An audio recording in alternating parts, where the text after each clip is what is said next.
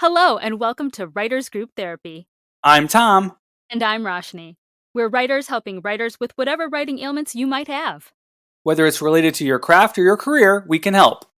Are you ready for your session? The doctors are in.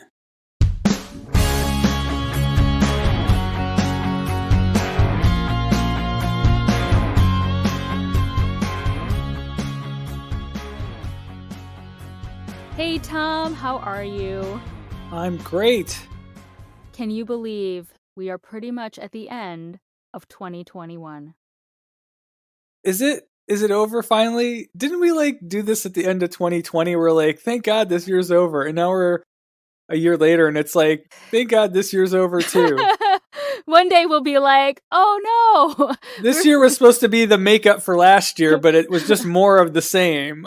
I would like to get to a year where we're not trying to barrel through it because we don't want what's going on in it, you know? Yeah.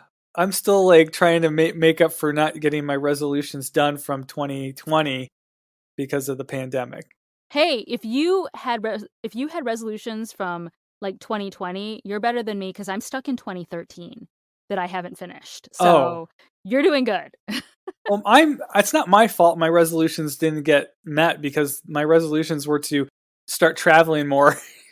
You did travel this year. I guess that's true. I did travel this year. I did a couple trips, but not to foreign countries like I wanted, but it was very nice to travel and visit family again for the first time in a year or a year and a half. Mm-hmm. That was a good point of the year.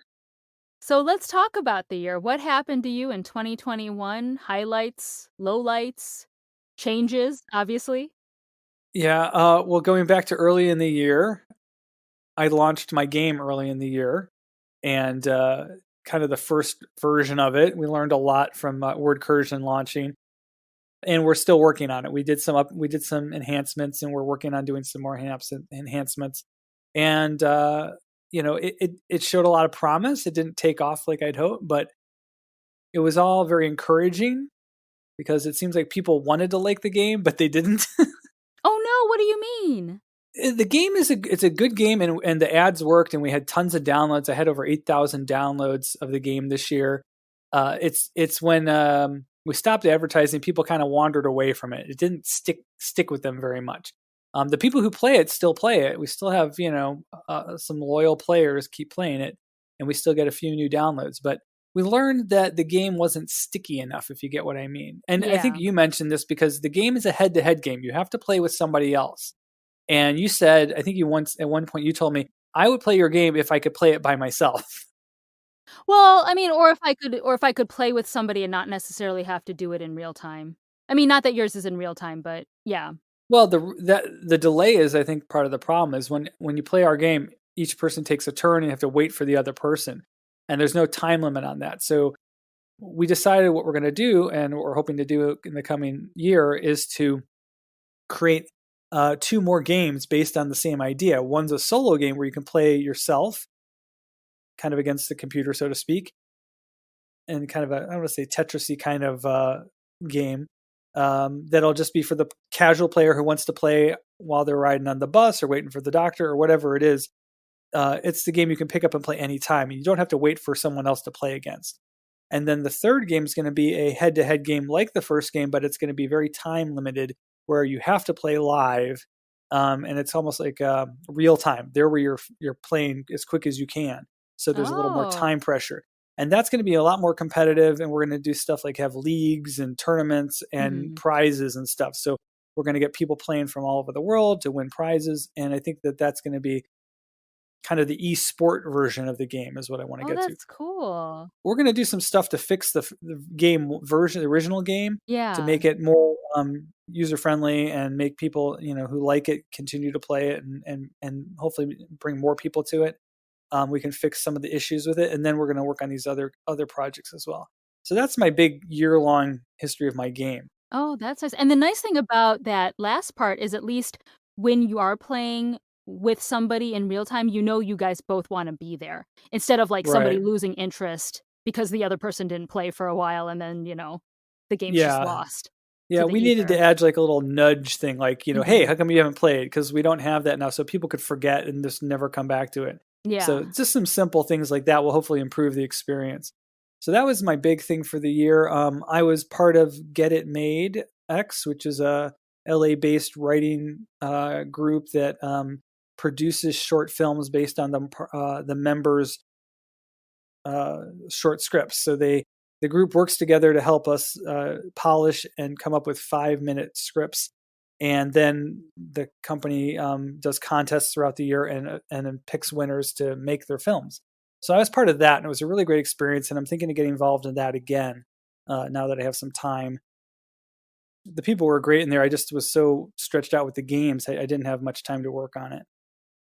So I'm Isn't going to it be doing. LA Hmm? based? Isn't it LA based though, or Well, is it the anywhere? members can be anywhere. The members Oh, are all over. okay. It's very virtual. They have a whole online community kind of thing, and it's very virtual. But the organization's based out of LA, and they have LA based filmmakers involved in the groups, Mhm. producers from actual who experience in TV and film are your mentors, and it's and there's a production company based in LA that works with them that helps with all the production side of it. So it's a really good experience, and I'm getting ready to jump back into that. I've actually written a new script to go back into that with for a different TV pilot I worked on. And good on you because I know one of the things you said was you never had time to write because you were so busy trying to survive in Los Hmm. Angeles, and now you have time to write again. Yeah, I really do. That's the one of the biggest changes this year. Obviously, is that I decided to move back to Cleveland, Chagrin Falls, Ohio, the picturesque hamlet here on the east side of Cleveland.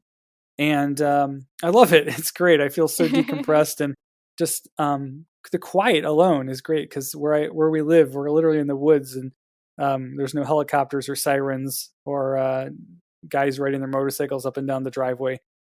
So it's really great. And I have my own laundry in the house, so I can do my laundry. Yeah, I Ooh. have all these benefits that just make life so much easier and take the stress off. And people, you talk about people writers going off on what do they call them, getaways, like Retreats, writing yeah. retreats to get away from it. And I've kind of done that, but kind of on a semi more permanent basis.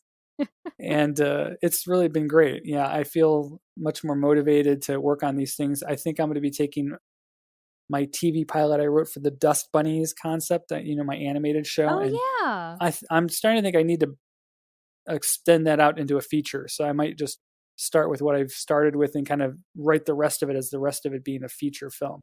So I've got these projects I'm definitely going to get started on. I'm very excited about it.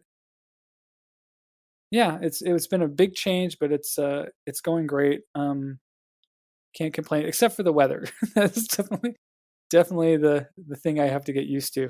You know what I will say though, in regards to the weather, because I come from a winter state as well, and I forget. I think I was talking to my husband about it, and we were talking about all the big artists that came out of Ireland.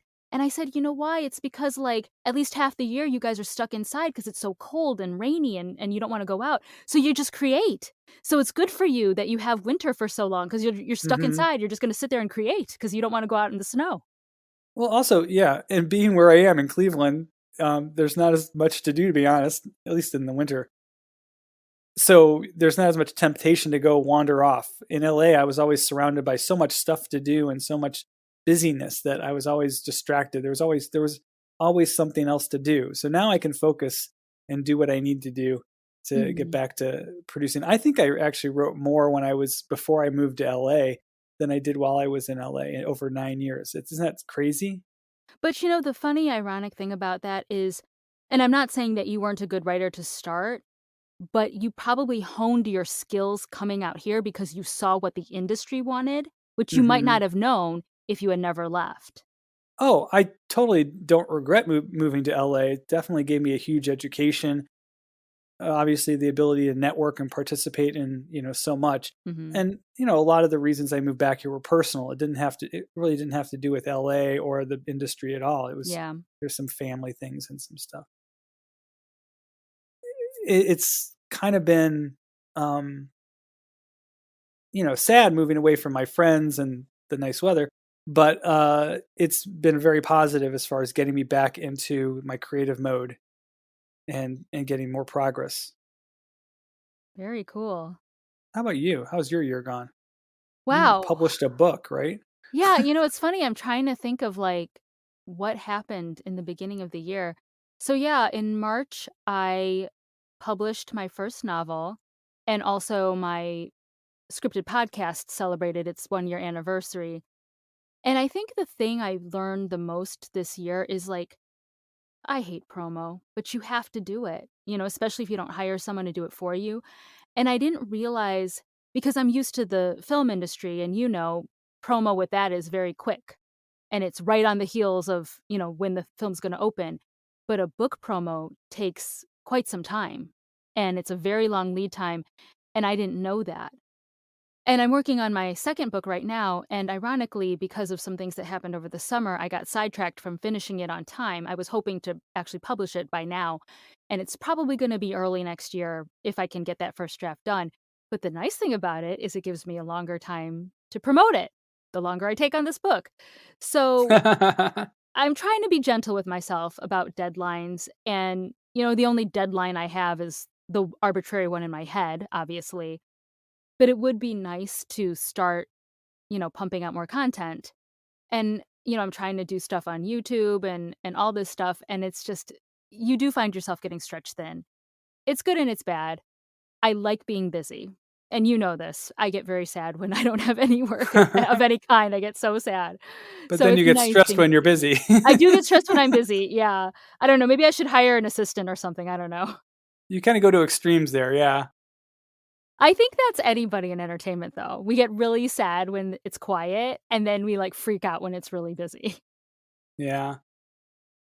So, how about you? Any lessons you learned from leaving LA or Lessons I learned from leaving LA. Um, do it before your car registration has to be renewed. Oh, jeez. Yeah, I had to renew my car registration in like September and then I moved in October, so that's no fun. So, and car registration's expensive in LA. That's one thing I learned. What else? It costs $1,200 to ship a car across the country if you ever want to do that. I don't know. Moving's expensive, but I think in the end it'll be worth it. Well, you're only about 1 month in at this point, right? Month and a half, almost 2 months. So, have you gotten a really good sense of what the film industry is like out there and stuff, or I've been in touch with the director of the film commission here in Cleveland, and he says it's growing tremendously. There are several larger production companies with offices here in Cleveland now that are hiring crews and working with productions coming to town. So on that side of the business, it's definitely going well. Cleveland State set up their own film school, so that's going really well. I haven't been down there to check it out to see what they got as far as facilities go, but there's a lot happening, even with things being kind of slower because of the pandemic. It's alive and well. There's actually a company I was hoping to meet with that does distribution of films right here in Cleveland, and they Mhm. work with a lot of indie film producers and mostly working with the streamers at this point. Since I want to make a film, I might try to get down there and do like a little interview with them. Maybe we could have them come on the podcast. Actually, it would be kind of interesting to hear about that part of the business, about independent filmmaking and film distribution would be really cool. So yeah, so there's a lot going on here, and I'm pretty excited to get involved in it as things go forward. I guess right now it's probably too soon to tell just because 'cause you've only been there for a month, and also, I can't imagine many things shoot in the winter. They have had some holiday type, things filmed here, but I don't know what's going on recently. I would assume that summer is more appropriate for filming in Cleveland. They say we have a saying in Ohio: if you don't like the weather, wait a minute, it'll change. So we don't have that that rock solid, sunny and 80 every day kind of weather as LA has. So it's a little more varied, but I think more production does happen in the spring and summer here. Yeah, yeah. Yeah, It's and funny. sorry, go ahead. Oh, no, go ahead. I we stepped on each other, and now I don't remember what I was going to say. Okay. Sorry. It's funny, I'm not really sure how 2022 will shape up in the industry. I'm sure you saw that recent Hollywood Reporter article that pilot season is pretty much gone as we know it because of streaming and because of the pandemic. And so, like, right now in the fall season would be episodic season is what they call it for actors anyway, and then pilot season in January. I think it's just everything's getting shot and bought whenever. I don't Yeah, it's yeah. kind of on a constant, grind. But the problem is there's less that there's buying. Oh, It's constant, but they're yeah. buying less. And it seems like the streamers are going back to the same people over and over again. So it's similar to broadcast in that respect, is now that they partnered up with various companies and producers, that they're kind of getting this rotation where they finish one show and they go on to another one. So Mhm. the opportunities for new stuff and independent stuff are a little tougher, I think, or at least the same as they were before. We thought that this boom in streaming was going to create a huge boom and need for content, which it does, but it hasn't really. I don't know that it's translated into opportunities. Not I guess really. that's a question for maybe an agent or something. We should have another agent on the Yeah. show. And I think it's one of those you gotta wait and see how it plays out. I think it's like this weird thing where it did create a need for more content, but because there was such a backlog because of the pandemic and stuff wasn't getting filmed, it's like they didn't need as much content as they thought because they had such a glut of it from before. Well, Does that and make yeah, sense? they took the pandemic to kind of stock up, I think, and Yeah. buy up stuff too that was available. So now that we heard about it earlier this year, that all the studio space was packed because there was so much backlog production. So now it's just a matter of getting things produced. And still, things are happening a little slower than they do because now they have to deal with COVID compliance and things like that. Yeah. So it's a little trickier. And that's gonna change too with the new variant out there because just as Hollywood was beginning to ramp up production again, and you could see union sets, they will go heavy on the COVID protocol. Non-union, not so much. So you were beginning to kind of see a shift back to like 2019 production, uh, production, like how people, I don't know how you would say that, but you know what I'm saying? Like how people, Capacity kind of thing. not capacity, but how people did things in 2019 where it would be, like, last minute and they didn't need you to test because you didn't need to test, things like that, whereas when you do the COVID protocols, you have to have a longer lead time because people have to test, you gotta wait for the test. So I was seeing it in non-union productions where they'd be like, "Hey, can you be on set tomorrow?" That's like a 2019 thing. But because of Hmm. the variants, now they're kind of switching back to, "Okay, now we gotta slow everything down, more lead time to do production," things like that.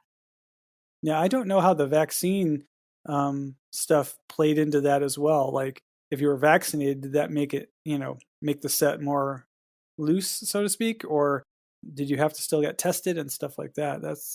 I don't Again, know what happened there. it depends on the production. Union ones, even if you're vaccinated, they still want you to test and do everything like that. You still follow the original protocol, but non-union, it was like 50-50. They'd be like, "Oh, test," or they'd say, "Hey, do you have your vaccine card? Okay, then it's fine, and we don't need you to test. Yeah. Come in 2 days." Yeah, I don't even know about writers' rooms either. If they are still going virtual at the moment, or if they've started to go into the studios, the offices for writers' rooms at this point. I haven't heard one way or the other on that. Be Yeah, same here. interesting to know. Which brings me to the other idea, or the other thing was the Writers Guild had their big standoff this year with the studios, and that's kind of resolved at this point. So that was good. I At the feel like same that was such time, a blip under the radar. um, it took a long time, but it was kind of like a war of attrition. Like after a Yeah. while, the big agencies, step one by one, kind of signed on to a deal of some sort with the Writers Guild separately. So it wasn't like the Yahtzee strike where everybody was all on the same page at the same time. But The Writers Guild was more of a the IATSE strike got averted. right, exactly. Yeah, although now, interestingly enough, animation is ramping up. I They're saw that they're they're ramping up to get more, I don't know, is concessions the right word? They're ramping up to get more pay. pay. Well, pay and better everything for them, and which I think is Hmm. long overdue. Yeah, Yeah, for sure. Yeah, going back to what we were talking about with the streaming and the volume and stuff, the one thing I don't think the Writers Guild addressed in their disputes, which is kind of becoming a bigger issue as the year round grind of production and hat continues, is how writers deal with that lack of a schedule and trying to book shows and trying to, and how they're getting paid based on 8 episode or 10 episode or 12 episode seasons instead of the 24 episode seasons. Yeah. That's a big difference. And it's a lot, I guess agents and managers would be one to talk to about that. We should be interesting to hear what they have to say is how are you managing your client's schedule now that you're staffing them year round at different intervals? So that's, I think I would put that on my wish list for the new year as far as guests, is to have somebody on to talk about that. If they even know the answers, because it's changing all the time, Right. It's definitely a flux kind of thing. So Yeah.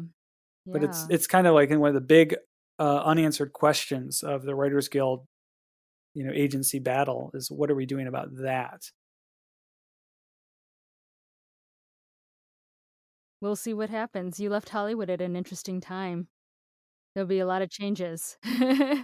I'll keep my eye on things. I still get my Hollywood Reporter emails, so I'll keep an eye on things. I will say I am impressed at their journalism. Like, I swear they know things before even like the LA Times will report it, because I'm getting all the little breaking news things to my inbox, and I'm like, how did they know about this? They are literally up to the minute almost, it seems. Yeah, they really have their finger on the pulse of what's happening. So kudos to you guys, Hollywood Reporter. Good job. Happy New Year. So speaking of Happy New Year, what do you see ahead in 2022 for you? Well, I talked about, getting back into the Get It Made program, trying to write a feature out of one of my pilots. I have my new pilot that I'm working on. So I've got plenty of writing projects ahead of me, and then all the game stuff will hopefully be moving forward very soon. Nice. And with the game stuff, do you have to redevelop anything, or are you working with that team and they'll redevelop it? No, I'm using the same team. It would basically be using kind of the engine we created for the first game and kind of building off of that. So nothing we've done is lost or, waste. It's all kind of iterative at this point. Knock on wood. Hopefully there will be some investor in the near future. Nice. Yes, and that will help me move forward with that. If anyone would like to invest in Tom's game, you can find him on Instagram at Tom Loveman. Yes. Yeah, there you go. Tom_Loveman on Twitter. Gosh, for me in 2022, well, I definitely, if this second book does not get out by 2022, then I've done something wrong. I will definitely have that first draft finished and hopefully edited and sent out. I'm actually talking to the artist right now about art for the next book. So it's moving. You were asking about reading the first draft, I think 4 or 5 months ago, I think. Well, but to be fair, I got sidetracked. To be fair, it was supposed to be finished in July, and then we all know what happened in July. So yeah, but yes, it has been a while. And I've noticed, this too, and I don't know if other people are different in their writing. I think for me, it comes from being a former journalist. I have to plow through my writing for that first draft. If I put it down, even for like 2 days, then I'm like, where was I going with this? And my brain is just shot. I have to plow through and work on it like every single day. So I'm probably one of those people that would really benefit from a writer's retreat or like a getaway. And I kind of want to do that sometime in the future because I miss traveling. I really do. And I would love to just hole up in some cabin in Vermont and like knock out a script or, a book or something in 2 weeks and be like, yay, I got my first draft. So that is number one to do. Gosh, I'm trying to think what else. I've been doing a lot of voiceover. I really want to upgrade my studio. I want to change that light. And I have a couple other like comedy scripts and stuff like that I need to sit down and finish writing. They don't take a lot. I mean, they're like 2-minute scripts, but it's just, again, sitting down and hammering it out. I just need to like be motivated. Yeah. Yeah. Just move out of LA like I did and you'll be fine. Sometimes that change of scenery would, help. Come to Cleveland. Come to Cleveland. I might. I told you, one of our mutual friends and I, we were thinking of just showing up and road tripping out there to see you. So Yeah. not now, not in the winter, but like, when it's warmer and there's no snow. But when there's snow, that's when you stay home and you write. Good point. I think that's why Stephen King is so prolific, because he's from Maine. Does he still live there? I don't know. I think he lives in okay. like somewhere warm, like Florida or something now. Okay. But probably, yeah. I'll go see him in February. I'm going to Florida for a couple weeks. See, by then I'll really need it. I was gonna say, even you're already done with the snow. You're like, get me out and somewhere warmer. I booked that flight before I even moved to Cleveland. Oh, fair enough. Fair enough. Yeah, I knew I was going to need to get out of Cleveland. Oh, that's funny. But it's good to be here.